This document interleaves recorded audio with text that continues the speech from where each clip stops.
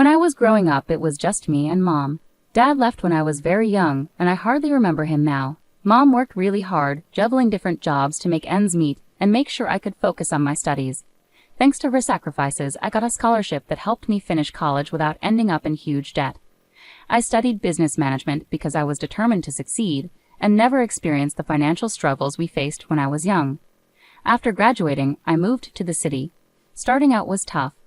I lived in a small apartment and often had to eat cheap meals like ramen. But I landed a job at a big company, starting at the bottom and working my way up. Within a few years, I wasn't just an employee there. I was in charge of a whole department. It was more than just a job to me, it was my territory. I made sure everyone I worked with felt respected and valued. During training sessions for new employees, I always emphasized the importance of respect and taking ownership of their work. I encouraged them to treat their job like it was their own business, knowing that this mindset would lead them to leadership roles in the future. The team was strong, made up of really good people. When I was chosen for the department head position, we went to a nearby bar to celebrate. It wasn't a fancy place, just cozy with cold beer and lots of laughter. Here's to Erica, our boss. Marco, who I've known for ages, lifted his glass high. Everyone else joined in, clinking their glasses together loudly in the noisy bar. Thanks everyone. We're a team in this. Here's to achieving more and making our mark. I shouted over the noise, and the team cheered loudly in agreement. That night, amid all the congratulations and cheers, I noticed Jake. He saw me looking and walked over with a grin that could light up a room. I couldn't help but notice the celebration. What's the occasion? He asked, leaning casually against the bar.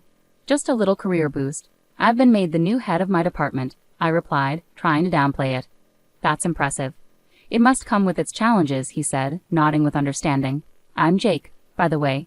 Erica. Nice to meet you, Jake. We ended up having a more serious conversation than I expected that night. It turned out Jake was a financier, comfortable with numbers just like I was with project plans. Over the next 6 months, our casual dates evolved into spending weekends together. Before long, I found myself at his place more often than mine. His apartment was amazing, tall ceilings, a stunning view of the city, and a warmth that my own shabby rental couldn't match. One evening, while we were gazing at the city lights from his balcony, Jake turned to me with a serious expression on his usually playful face. He took my hands in his, and I could feel the nervous energy pulsing through them. Erica, these past months with you have been the best of my life. I know this might seem fast, but sometimes you just know, right? Jake began, his voice filled with certainty and hope. I nodded, feeling my heart race as the city lights blurred around us. He reached into his jacket and pulled out a small box, opening it to reveal a ring that sparkled brilliantly in the light, almost as much as his eyes. Will you marry me, Erica? Yes, Jake. Absolutely yes, I managed, my voice thick with emotion. And just like that, I was engaged, to a man who truly saw me and loved every part of me, even the tough ones. On the day I was supposed to meet Jake's parents, my stomach churned with nerves as Jake drove us up to a sprawling mansion with a driveway longer than my entire apartment building. It struck me, these people weren't just well off, they were incredibly wealthy. Stepping out of the car, I felt the weight of the place.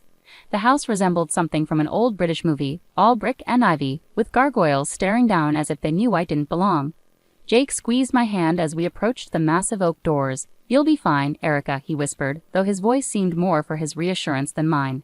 The doors swung open, revealing Mr. and Mrs. Hargrove. His suit looked more expensive than my monthly rent, and her dress could have graced the pages of a fashion magazine. The foyer was enormous, with a chandelier sparkling like a starry sky. Portraits of serious-looking people with titles like Sir and Lady lined the walls. Erica, lovely to finally meet you. I'm Charles, and this is my wife, Eleanor. Mr. Hargrove greeted us, his voice smooth but distant, tinged with a practiced English accent. Mrs. Hargrove smiled politely, though it didn't reach her eyes. Pleased to meet you both. I managed a polite greeting, trying to keep my voice steady as we moved into the dining room. Jake whispered quick tips about which fork to use, but my mind was a jumble. Dinner felt like sitting in a freezer with an icy atmosphere thick with judgment. Mr. Hargrove gestured towards a portrait of a stern-looking man with a thick beard. That's Sir Reginald Hargrove, a direct ancestor from England. He came over in the 1800s to establish our family here, Mr. Hargrove explained proudly. Very impressive, I replied, trying to sound enthusiastic. But it was hard to focus on eating when I felt every move was under scrutiny. When I mistakenly reached for what I thought was the salad fork, the awkward silence that followed made it clear I had made a mistake. I looked to Jake for help. but before he could say anything, Mrs. Hargrove's sharp voice cut through. "Perhaps things are done differently where you come from, dear," she remarked, each word precise and cutting. "Sorry, I'm still learning," I muttered, feeling my cheeks burn. Jake tried to divert attention by sharing a story about us, but his parents seemed more interested in observing my struggle with the dessert spoon that followed. With each course, I felt smaller under their scrutinizing gazes.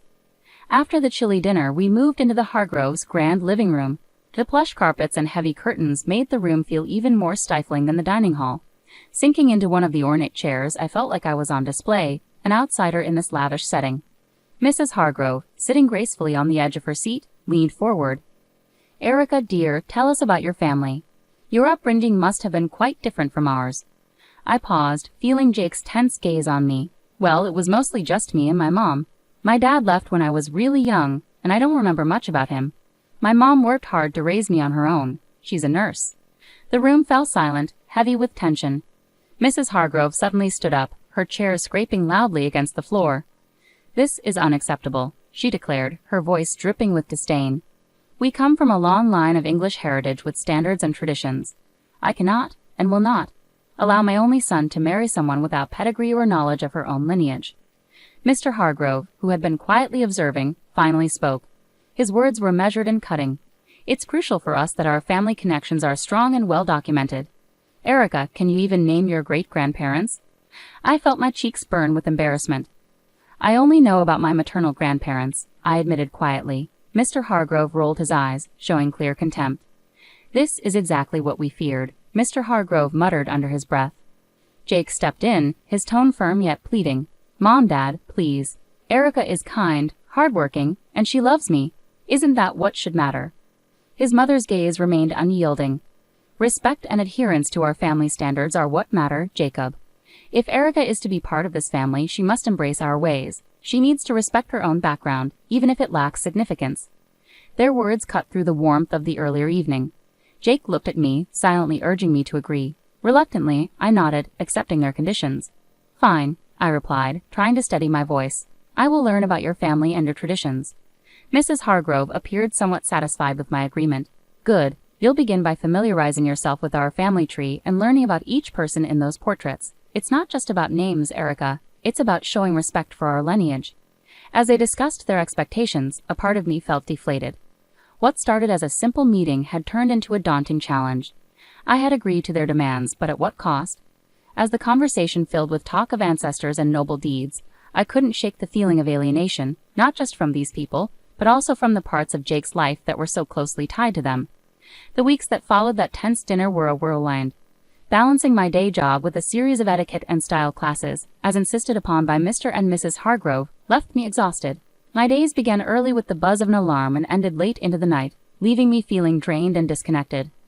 "Elbows off the table, Erica," the etiquette instructor gently chided during our session. "And remember, the soup spoon moves away from you when you scoop." I nodded, trying to follow her instructions, but my mind was elsewhere, juggling between the workload waiting for me at the office and the endless wedding plans. "You're doing fine," she reassured me, her voice calming. "These things take time to get used to." I managed a weak smile. "Thanks. It's just a lot to take in." Right on cue, my phone rang. It was Mom. I excused myself and stepped outside to take the call, searching for a quiet corner in the busy city. "Hi, Mom," I greeted, my voice sounding more tired than I meant it to. "Erica, darling, how are the wedding preparations going?" Mom's voice carried excitement, tinged with a hint of concern. I paused briefly, not wanting to worry her. "It's going well. Learning a lot. Just picked up how to waltz," I replied, trying to sound upbeat. There was a moment of silence, and I sensed her skepticism. "You sound tired, sweetheart. Are you taking care of yourself? This shouldn't be so overwhelming. Remember to prioritize your well-being." I chuckled softly. "I'll do my best, Mom, but it's a lot to manage right now. Etiquette classes, dance lessons, work, and planning. Keep focused on what matters, Erica. It's you and Jake that count, not all these rules and lessons." Her words were comforting, but once we hung up, the weight of my responsibilities settled heavily on me once more. I found myself caught in a relentless struggle between pleasing Jake's parents and maintaining my own sanity. Each day seemed like an endless marathon with no clear finish line. Back in the etiquette training, the instructor's voice became a monotonous backdrop as I practiced the correct way to hold a wine glass. Apparently, pinching the stem, not the bowl, was crucial. In rare moments of respite, I'd lie on my back, staring at the ceiling, questioning whether all the effort was worth it. The constant scrutiny, the endless lessons, and the cold disapproval from Mr. and Mrs. Hargrove whenever I made a mistake, which happened more often than I cared to admit. One evening, just as I was drifting off to sleep, my phone buzzed. It was Jake, his text lighting up the screen. "How was your day? Miss you." I stared at the message, my fingers hesitating over the keyboard. I wanted to pour out my frustrations and fears to him, but I held back. Instead, I replied with a simple, "Miss you too." Long day, but hanging in there. As I set the phone down, the silence of my apartment felt suffocating. Was this how things were going to be? Pushing through exhaustion, forcing smiles through stress, all to fit into a world that increasingly felt foreign to me? The big day had finally arrived. The venue buzzed with flowers, elegant dresses, and the city's elite mingling around. My stomach churned as I stood in my flowing white gown, struggling to calm my nerves. My mom came over, gently adjusting a stray curl on my forehead. "Everything will be okay, Erica," she whispered reassuringly, her smile warm. I wanted to believe her, but as the ceremony began, any hope of a peaceful wedding quickly faded. Jake's parents exuded an air of superiority. Mr. Hargrove greeted guests with self-importance, and Mrs. Hargrove made sure everyone knew how they had made the wedding happen. As guests settled in, I attempted to mingle, but Mrs. Hargrove intercepted me with a chilly smile. "Erica, dear, ensure our guests are looked after. Fetch some drinks, please," she instructed, gesturing towards a group of elderly gentlemen engaged in a loud political discussion. "But," I started, only to be silenced by her stern gaze. "No buts. You're practically family now. Show some initiative," she snapped sharply. Reluctantly, I began carrying trays of champagne and hors d'oeuvres between tables, my wedding dress trailing behind me. The weight of the fabric and the menial task made me feel more like a servant than a bride. I caught glimpses of Jake laughing and chatting, seemingly oblivious to my discomfort. As I passed another round of drinks, I heard Mrs. Hargrove's voice rise above the chatter.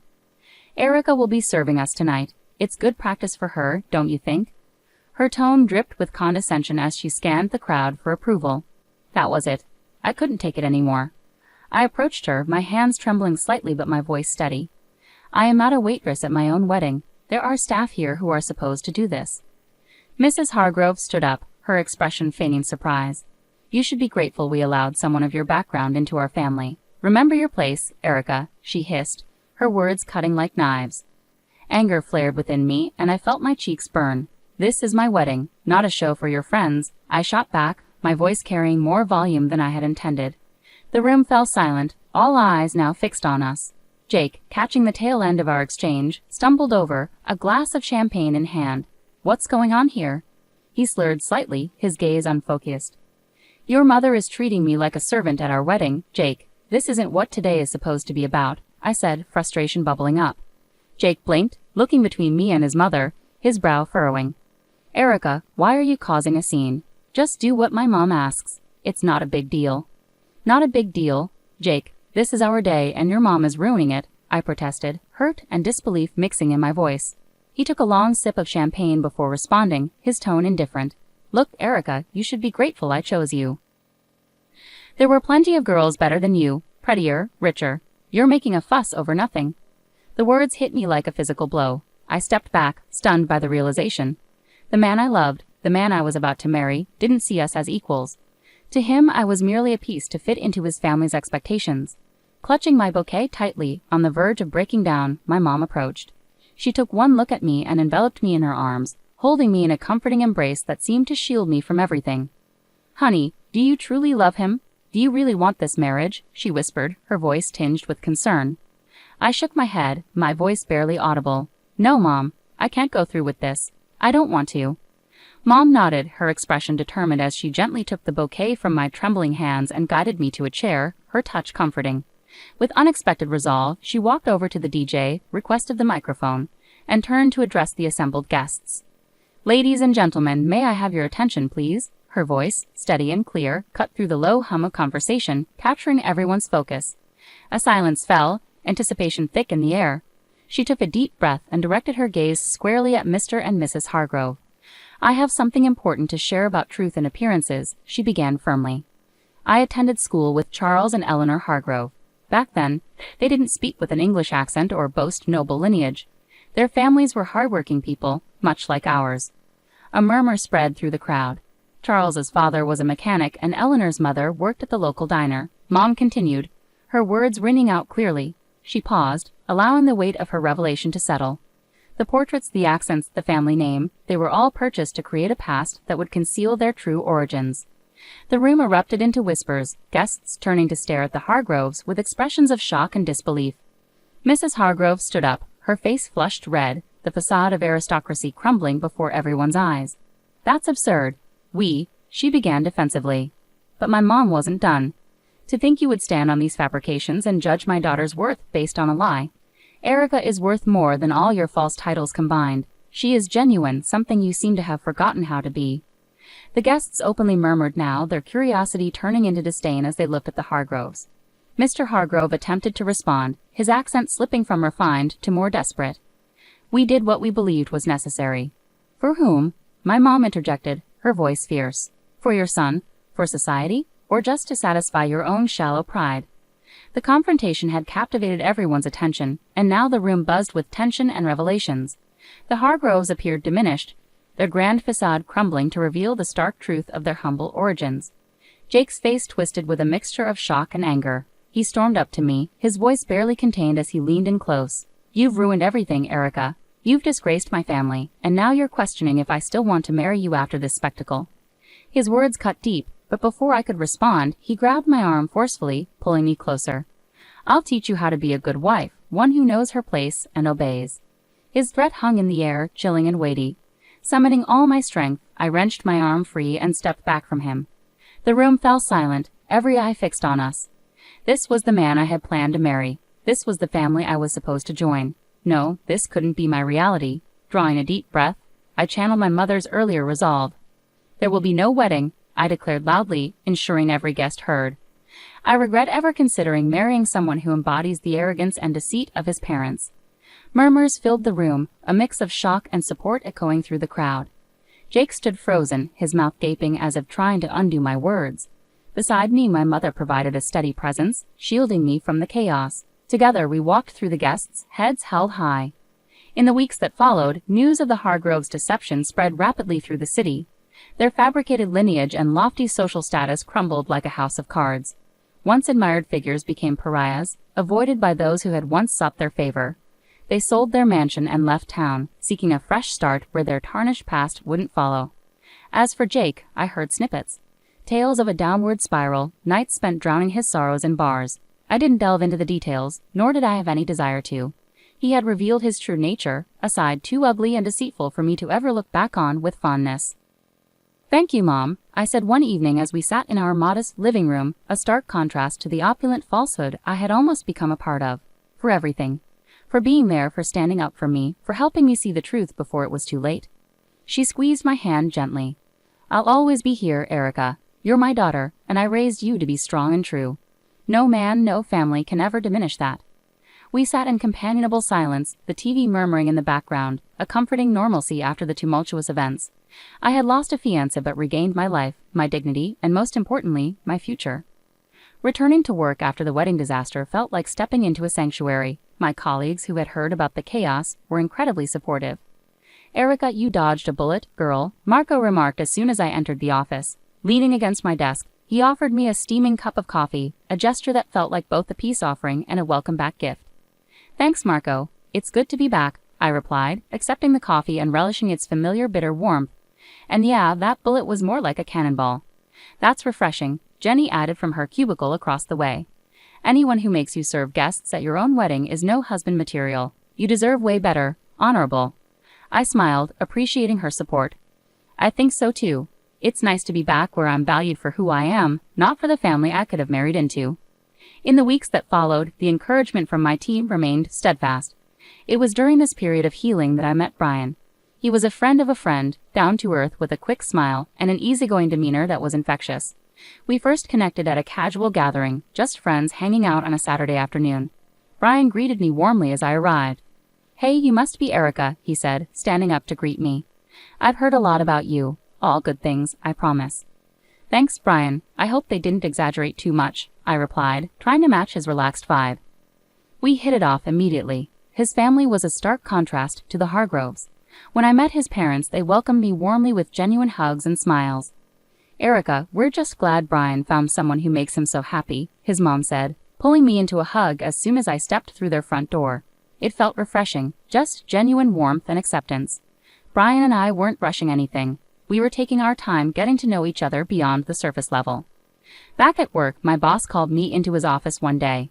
"Erica, I just want to say we've all noticed how you've handled everything. It hasn't been easy, but you've managed to keep your performance top-notch." I nodded, curious about where this was leading. "We think it's time for another promotion. You've proven you can handle just about anything, and your leadership has never wavered." Leaving his office, I felt a surge of pride. With a new relationship unfolding, a career advancing, and the respect of those I cared about, I finally felt like I belonged.